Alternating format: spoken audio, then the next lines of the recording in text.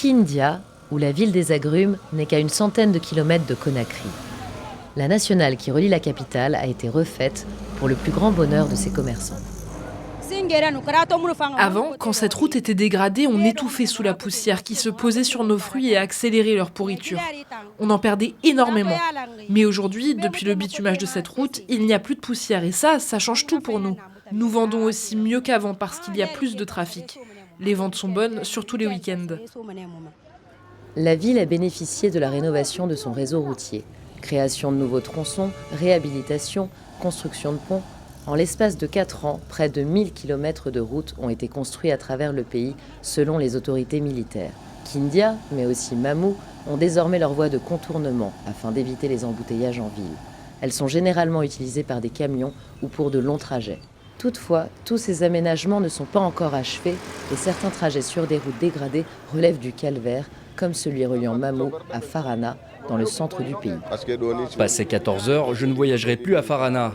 Premièrement, je n'arriverai pas à destination dans la journée et en plus, il y a trop de risques sur ce trajet. Des coupeurs de route et des bandits y règnent en maître absolu, surtout la nuit. Pour aller là-bas, il faut vraiment se lever tôt pour espérer arriver dans la journée.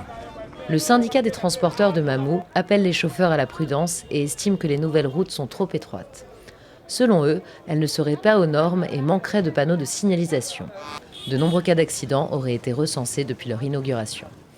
Chaque jour, des campagnes de sensibilisation sont menées auprès des chauffeurs par le syndicat.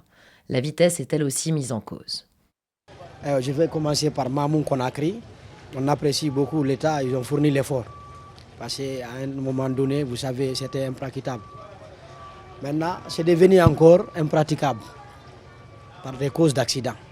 On demande aussi toujours à l'État d'élargir un peu les routes et surtout d'accélérer les panneaux de signalisation et autres.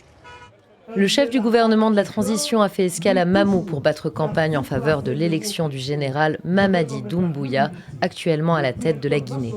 Devant la foule, il met en avant les infrastructures routières réalisées, mais promet aussi d'aller plus loin en développant le chemin de fer. La Guinée va relancer le chemin de fer.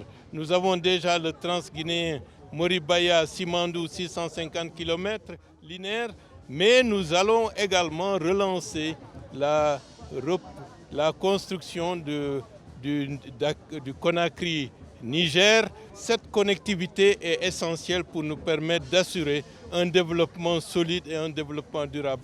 Le 28 décembre, plus de 5 millions de Guinéens sont appelés aux urnes pour départager les 9 candidats en lice pour la présidentielle.